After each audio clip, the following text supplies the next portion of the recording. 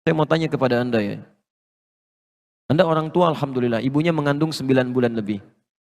Kemudian dilahirkan, Anda bekerja keras, dirawat di rumah. Saat dia mulai sekolah, apakah Anda bisa memastikan kalau anak Anda bisa menyentuh makanan yang baik? Bertemu dengan teman yang baik? Mendapatkan perawatan yang baik? Belum tentu. Kita punya keterbatasan.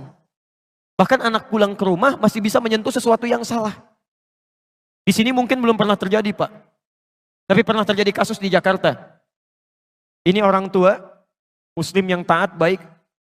Anaknya TK-nya Islam, SD-nya Islam, SMP-nya Islam, SMA-nya Islam. Ini kisah nyata, perempuan. Dikira sudah kuat modalnya, kemudian masuk ke universitas yang kurang bagus dari sisi akidahnya. Walaupun favorit dari sisi keilmuan umumnya. Sudah masuk ke kampusnya, 2 pekan tidak pulang ke rumah, Pak. Begitu pulang ke rumah, dibuka hijabnya, minta izin pindah agama. Terjadi. Kita nggak bisa pastikan. Jadi yang terbaik adalah memohon kepada Allah, titipkan kepada Allah. Kalau Anda menitipkan anak Anda kepada Allah Subhanahu wa Ta'ala, maka dimanapun dia berada, Allah yang akan merawatnya. Allah akan palingkan dari rizki yang tidak baik. Allah palingkan dari teman-teman yang tidak baik. Allah akan jaga itu. Seperti Nabi Ya'qub menitipkan Yusuf kepada Allah Subhanahu wa Ta'ala. Seperti Imran menitipkan putrinya kepada Allah Subhanahu wa Ta'ala. Apa yang terjadi? Maaf, jangankan teman-temannya, rizkinya pun Allah yang berikan. Takaffalaha Zakaria, kullama dakhala 'alaiha Zakaria al-mihrab, wajada 'indaha rizqa. Ini mihrab, kuncinya yang pegang Nabi Zakaria. Yang memberikan segala kebutuhannya, pakaiannya, makanannya, segalanya, yang nyimpan Nabi Zakaria. Tapi kata Al-Quran, setiap kali mau menyampaikan kebutuhannya masuk ke dalam mihrab, sudah ada di dalamnya. Ketika Anda menitipkan anak Anda kepada Allah, maka Allah yang akan berkenan memberikan segala kebutuhannya. Kalau ada yang haram, akan dipalingkan, masuk yang halal. Dengan cara apapun. Sampai heran, kalau musim anggur ada anggur, wajar. Ini bukan musim anggur, ada anggur. Qala ya Maryamu anna laki hadha, Maryam dari mana semua ini? Qalat huwa min indillah. Ketika anak didekatkan dengan Allah Subhanahu wa Ta'ala, maka yang meluncur dari lisannya, yang dilihat oleh matanya, yang didengar oleh telinganya sampai ke ujung kakinya, itu lillah. Karena Allah Subhanahu wa Ta'ala. Bismillahirrahmanirrahim. Assalamualaikum warahmatullahi wabarakatuh. Baik, fase kelahiran. Quran surah kedua ayat 233, kemudian diturunkan ke Quran surah ketiga ayat 35 sampai dengan 37. Posisi paling kiri di pertengahan sampai ke bawah. Baik, bismillah. Quran surah 2 ayat 233. Wal walidatu yurdi'na auladahunna haulaini kamilaini liman arada an yutimma radha'ah. Bapak dan Ibu, kalau tadi fase kandungan, tugas kedua orang tua masih sama, masih kompak. Pasca lahiran, mulai dipisah oleh Allah. Mulai ada beda tugas. Tolong pahami betul ini ya. Pertama, tugas seorang istri yang baru melahirkan. Namanya langsung disebut oleh Allah beda. Namanya walidah. Walidah, ibu yang baru melahirkan. Wal walidatu, dan perempuan yang baru melahirkan itu yurdi'na auladahunna. Tolong jangan banyak diberikan beban, kata Quran. Fokuskan saja dirinya untuk bisa memberikan ASI bagi anaknya. Kalau bisa sempurnakan sampai dengan 2 tahun. Ibu, tugas pertamanya maksimalkan ASI. Insyaallah.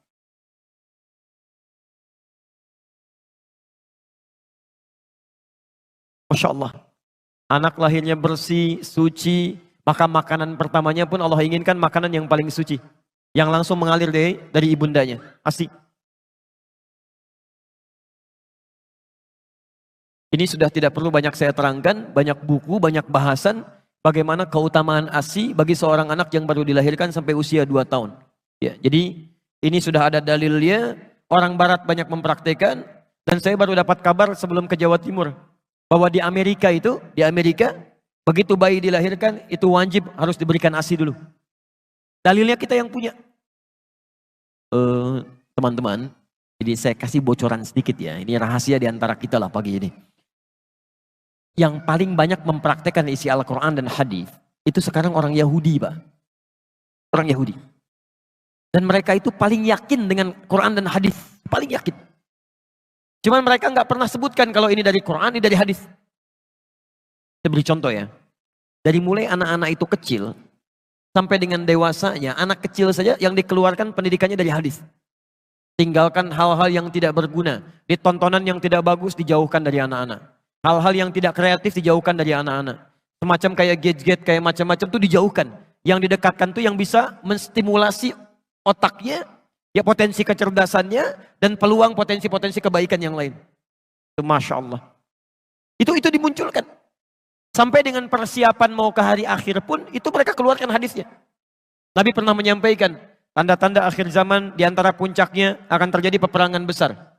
Ya, akan terjadi peperangan besar. Di mana saat kemudian terjadi pertempuran banyak pohon-pohon yang melindungi orang Yahudi disebut dengan pohon korkod. Nanti ada yang mengatakan di sini Yahudi bersembunyi, cepat temukan dia. Anda tahu apa yang terjadi? Sampai dengan hari ini banyak orang Yahudi menanam pohon-pohon yang disebutkan di hadis tadi. Ya orang Yahudi aja yakin dengan hadis, kemudian dia amalkan. Kita yang mendapatkan anugerah Nabi, ya kenapa kita praktekkan? Ini poinnya. Maka pertama kata Al-Quran, jika sudah kemudian bayi dilahirkan, maka maksimalkan untuk memberikan ASI. Dan hebatnya, ini yang paling penting. Mohon izin ya, kalau ini mungkin bahasanya kurang menyenangkan, tapi ini yang disebutkan Quran. Wa 'alal mauludi lahu rizquhunna wa kiswatuhunna. Sedangkan bagi ayah yang baru mendapatkan karunia anak ini, jangan ganggu ibunya supaya tidak banyak memiliki perasaan-perasaan, terganggu emosionalnya sehingga kualitas ASI yang mengalir kepada anaknya tidak baik. Maka biarkan dia konsentrasi dengan memberikan ASI-nya, maka suami memberikan fasilitas-fasilitas kebaikannya. Masya Allah. Rizquhunna, kebutuhan makannya. Kalau bisa suami yang suapi gitu kan, Masya Allah hadir di sampingnya. Kan secara psikologis begini, perempuan yang baru melahirkan itu kan setengah rasa sakitnya, itu akan hilang saat melihat bayinya. Sakit luar biasa, begitu bayi didekatkan kepadanya, itu setengah sakitnya hilang. Setengahnya lagi ketika suaminya hadir di sampingnya. Dia yang membelainya, dia yang berikan makanannya, dia yang siapkan pakaiannya, dia yang sampaikan kalimat-kalimat indahnya. Masya Allah, bayinya sudah lahir tuh, Masya Allah. Hidungnya mirip kamu nih. Tapi kok matanya mirip tetangga kita ya? Itu agak repot ya. Yang lain. Baik. Lihat stepnya. Jadi lahir, di dalam kandungan sudah punya pendidikan. Ketika dilahirkan sudah diberikan bekal-bekal eksklusif untuk mencerna potensi-potensi baik supaya muncul nantinya. Disebut dengan ASI. Dan itu nggak boleh terganggu. Seorang ibu terganggu emosionalnya ketika memberikan ASI, maka akan berdampak pada kualitas akan potensi yang dia dapatkan. Nah, yang paling menarik, saya mau berhenti di titik ini dulu. Sekarang mari kita lihat bagaimana sunnah-sunnah Al-Quran ditunjukkan lewat keluarga Imran yang dimintakan pada kita untuk mempraktekannya. Selain ASI, apa yang dilakukan? Quran surah 3, ayat 35 sampai dengan 37.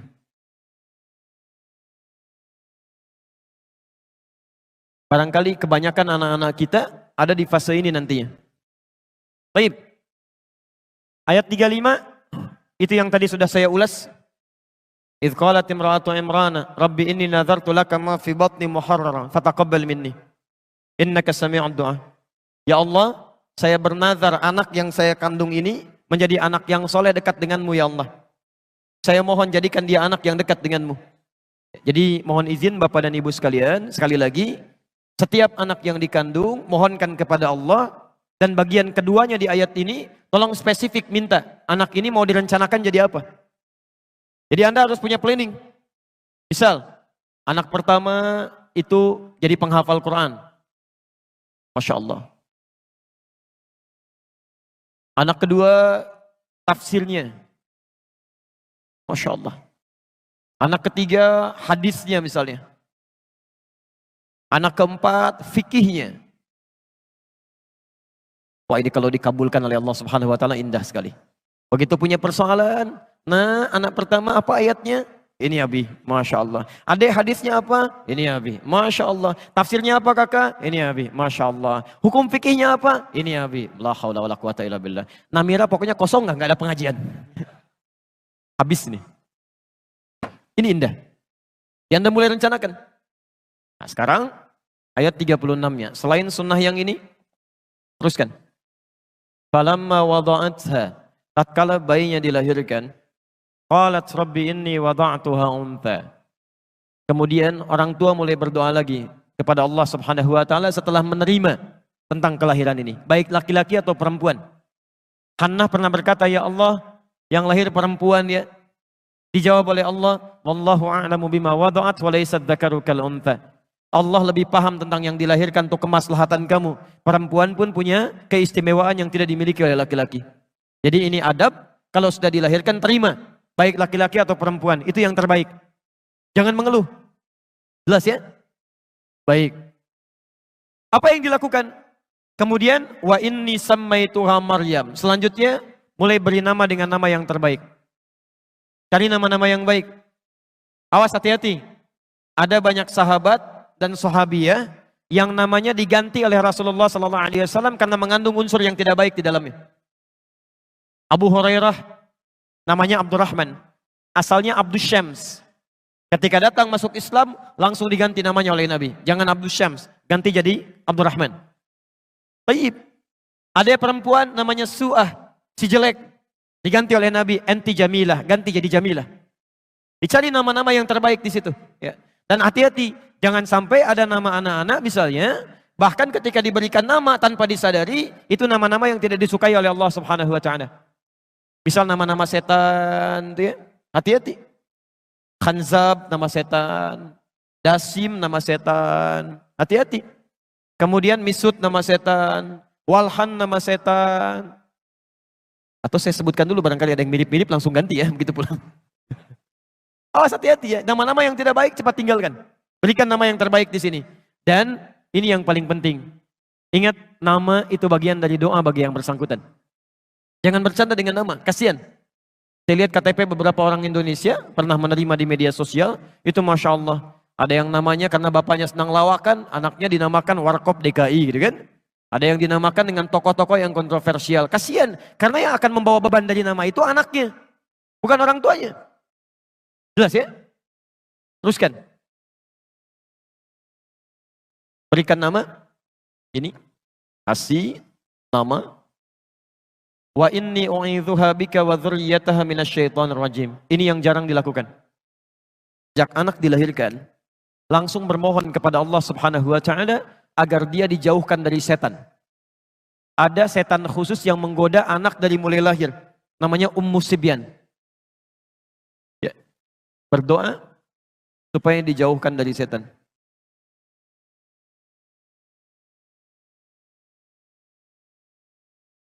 Dan Maryam termasuk manusia yang dijaga oleh Allah Subhanahu wa taala dari lahir sampai meninggal dari godaan setan.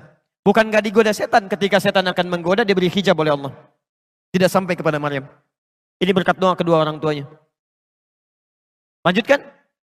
Ayat 37-nya. Tadi Maryam punya nazar. Anaknya supaya dekat dengan Allah Subhanahu wa taala. Seperti Anda punya rencana. Anak pertama jadi ini, kedua jadi ini, ketiga jadi ini. Maka bagaimana cara mewujudkan doa yang tadi dipanjatkan?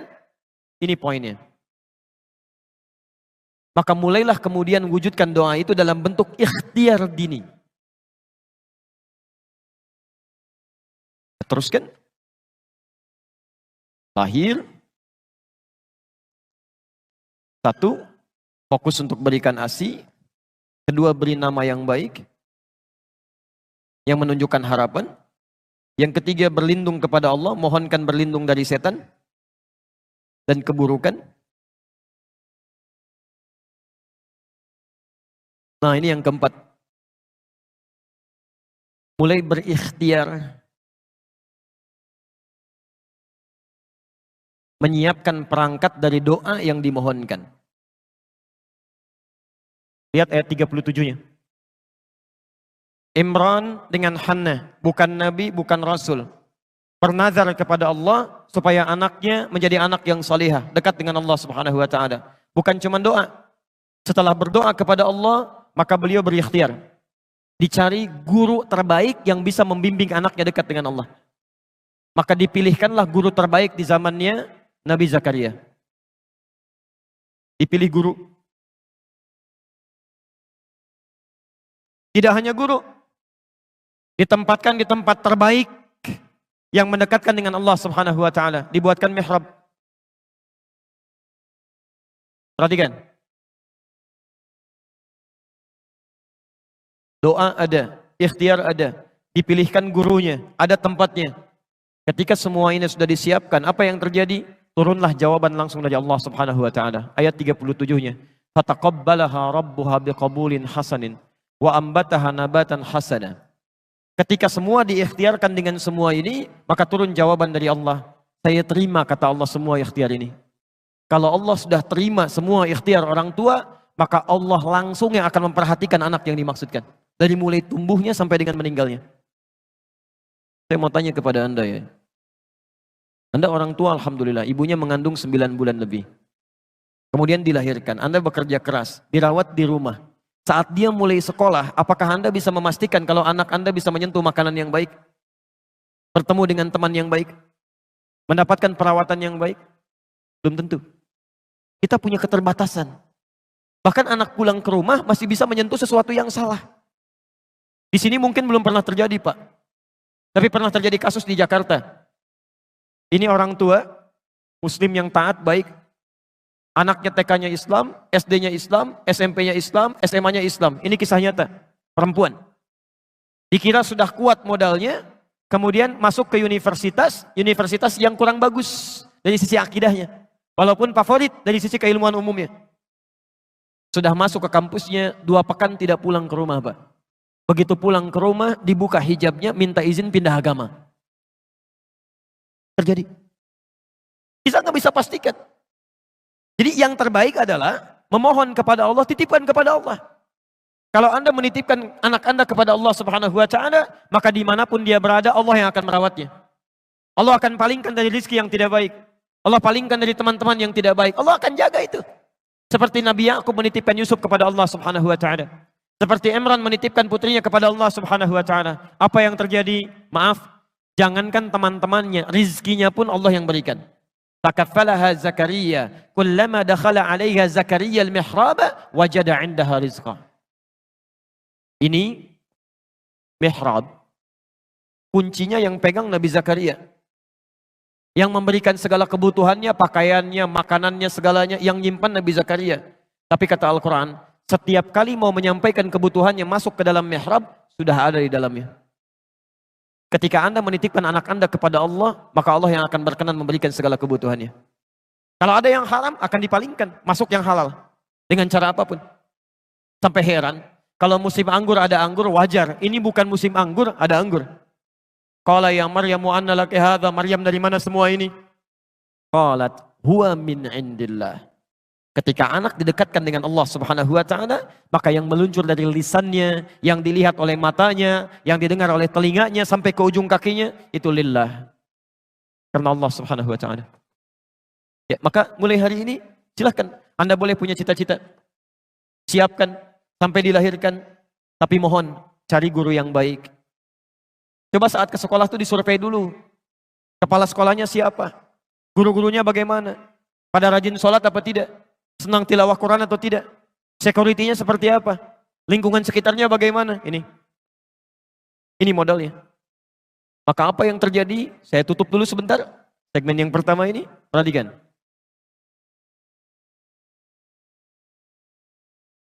Jadi orang tuanya namanya siapa? Halo? Orang tuanya namanya siapa? Imran. Istrinya siapa? Hannah. Baik. Imran dan Hannah. Tidak disebutkan di Quran. Punya anak namanya siapa? Maryam. Baik. Sekarang lihat. Imran Nabi bukan? Bukan. Hannah Nabi bukan? Bukan. Punya anak namanya Maryam. Maryam Nabi bukan? Rasul bukan? Bukan. Tapi yang hebat, bisa lebih baik dibandingkan kedua orang tuanya. Lebih baik. Ciri kebaikannya, lihat, ciri kebaikannya.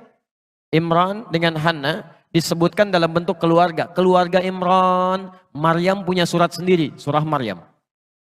Ibunya Maryam dan bapaknya kalau ingin makan ikhtiar dulu. Maryam tidak, Allah langsung yang berikan kepadanya.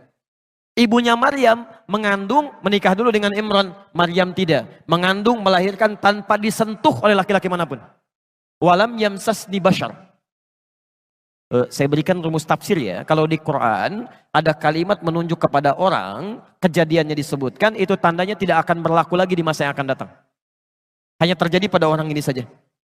Maryam pernah mengandung, pernah melahirkan tanpa disentuh oleh perempuan laki-laki manapun. Dan bahasanya dikatakan Maryam binti Imran. Itu artinya tidak akan pernah terjadi kejadian ini kecuali hanya pada Maryam binti Imran saja. Jadi kalaupun ada perempuan sekarang bisa mengandung, melahirkan tanpa bapak, itu banyak. Tapi yang tidak disentuh laki-laki cuma Maryam. Kalaupun ada yang ngaku-ngaku Maryam, mungkin ada. Tapi tidak ada yang Maryam binti Imran. Cuma ini. Lebih hebat dibanding kedua orang tuanya. Sekarang Maryam mengandung, melahirkan. Lahir siapa? Isa. Nabi bukan? Rasul bukan? Rasul. Lebih baik dibandingkan dengan ibu dan kakeknya. Di ketika generasinya dilahirkan, itu selalu lebih baik daripada sebelumnya. Ini prinsip dari Al-Quran. Anak kita akan mendapatkan tantangan di masanya yang jauh daripada kita. Mesti kita siapkan lebih baik dibandingkan kedua orang tuanya. Jadi kalau punya anak lebih baik daripada bapaknya. Punya cucu lebih baik daripada kakek, neneknya, dan kedua orang tuanya. Karena tantangan dia di masa depan lebih daripada kita saat ini. Sering orang tua mengatakan, Ustadz mohon doakan supaya anak saya bisa seperti Ustadz. Saya katakan jangan. Harus lebih daripada ini. Karena tantangan dia di masa datang lebih daripada ini. Ini poinnya. Anda boleh nggak hafal Quran dan berikhtiar sampai hari ini. Tapi anak Anda mesti ada. Masa satu keluarga besar nggak ada yang hafal Quran satupun? Masa satu keluarga besar nggak ada yang tahu hadis satupun? Mesti ada. Ada yang harus kita banggakan di hadapan Allah Subhanahu wa Ta'ala.